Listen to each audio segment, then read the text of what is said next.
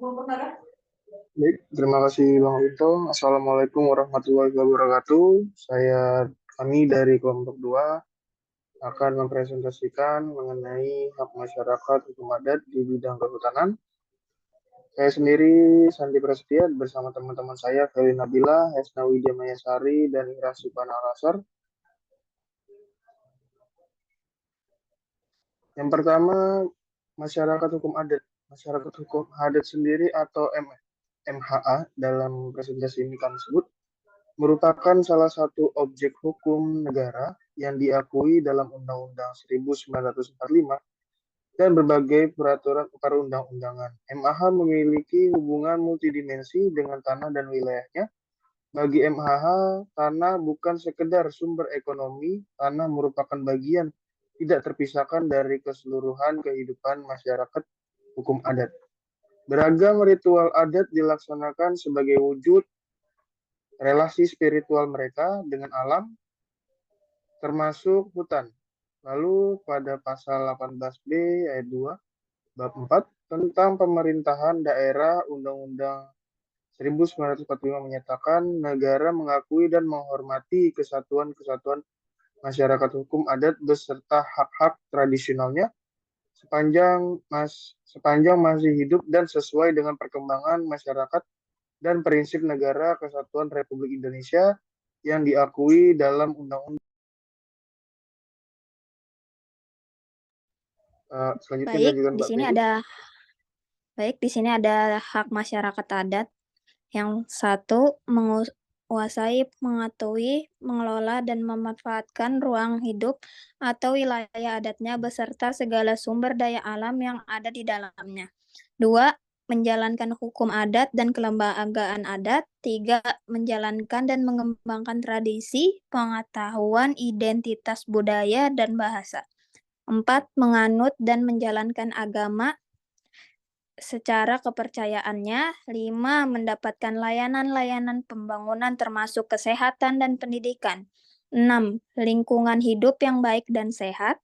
Tujuh, mendapatkan informasi yang jelas dan benar tentang agenda atau rencana pembangunan yang akan dijalankan pihak lain dan atau negara di atas wilayah adatnya dan berhak untuk menyetujui atau menolak agenda atau rencana tersebut.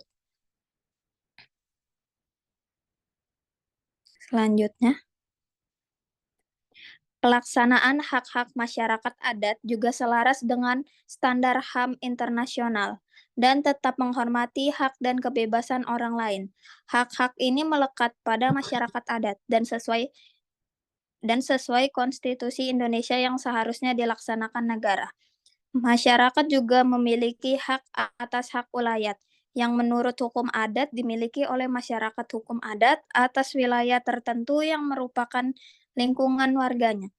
Posisinya, kewenangan ini diperbolehkan masyarakat untuk mengambil manfaat dari sumber daya alam, termasuk tanah dalam wilayah tersebut bagi kelangsungan hidupnya.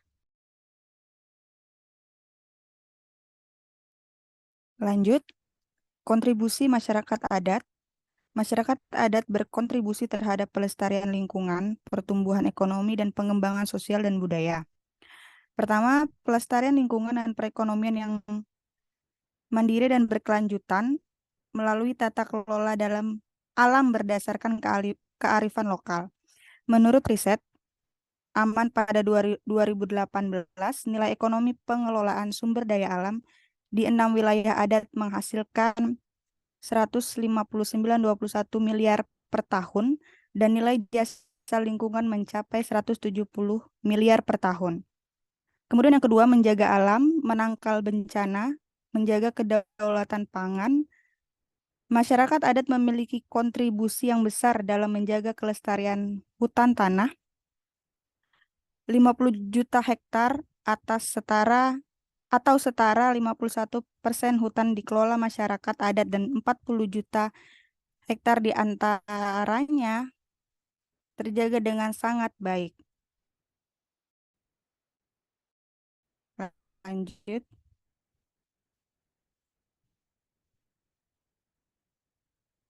Kemudian hak masyarakat adat diatur dalam deklarasi PBB tentang hak-hak masyarakat adat atau UNRIP. Deklarasi ini membahas hak individu dan kolektif bagi masyarakat adat, hak budaya dan identitas, hak atas pendidikan, kesehatan, pekerjaan, bahasa, dan lain-lain.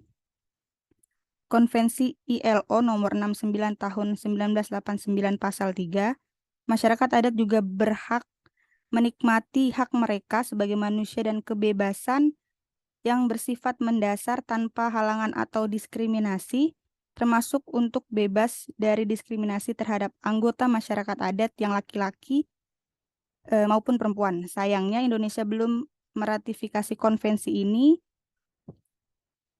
di Undang-Undang 1945.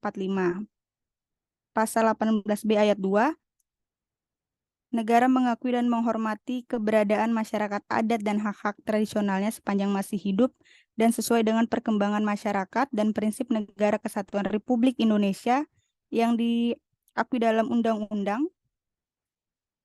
Pasal 28 ayat 3, identitas budaya dan hak masyarakat tradisional dihormati selaras dengan perkembangan zaman dan peradaban.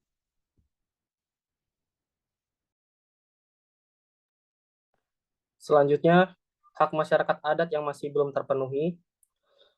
Koalisi Kawal RUU Masyarakat Adat menengarai setidaknya ada 6 hak masyarakat adat yang masih harus tetap diperhatikan. Yang pertama, hak atas wilayah adat. Wilayah adat adalah ruang kehidupan yang menjadi tempat keberadaan suatu entitas masyarakat adat yang penguasaan, pengelolaan, dan pemanfaatannya diatur menurut hukum adat. Yang kedua, hak atas budaya spiritual.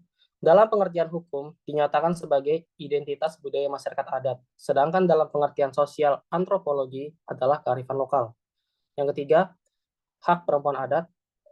Hak yang sama dengan warga negara lainnya, termasuk hak untuk berpartisipasi dalam proses pengambilan keputusan, hak untuk mengatur, mengelola, memanfaatkan, dan merawat wilayah kelola perempuan adat dalam wilayah adat, dan hak untuk menggunakan, mengontrol, melestarikan, dan mengembangkan pengetahuan tradisional yang dimiliki. Yang keempat, hak anak dan pemuda adat. Anak dan pemuda harus mendapatkan perhatian karena peran kunci mereka sebagai generasi penerus sebuah komunitas. Yang kelima, hak atas lingkungan hidup. Lingkungan adalah sumber kehidupan dan pengetahuan bagi masyarakat adat, sehingga menghasilkan pengetahuan dan kearifan lokal yang melekat dan menjadi kebudayaan dan spiritualitas tersendiri. Yang keenam, hak atas VPIC atau Free Prior Information Consent. VPIC adalah hak masyarakat adat untuk menyatakan setuju atau tidak setuju terhadap agenda pembangunan apa saja yang direncanakan dan dilaksanakan di atas wilayah adat. Selanjutnya, pentingnya RUU Masyarakat Adat. Belum ada pengakuan secara utuh atas keunikan dan kekhasan masyarakat adat secara kolektif sebagai komunitas. Perlu ada aturan hukum setingkat undang-undang yang mengatur dan mengakui eksistensi masyarakat adat dalam kesatuan utuh. Alasan pentingnya pembentukan RUU Masyarakat Adat, yang pertama, memulihkan hubungan negara dengan masyarakat adat. Yang kedua, mendudukan masyarakat adat sebagai warga negara yang setara dengan warga negara lainnya.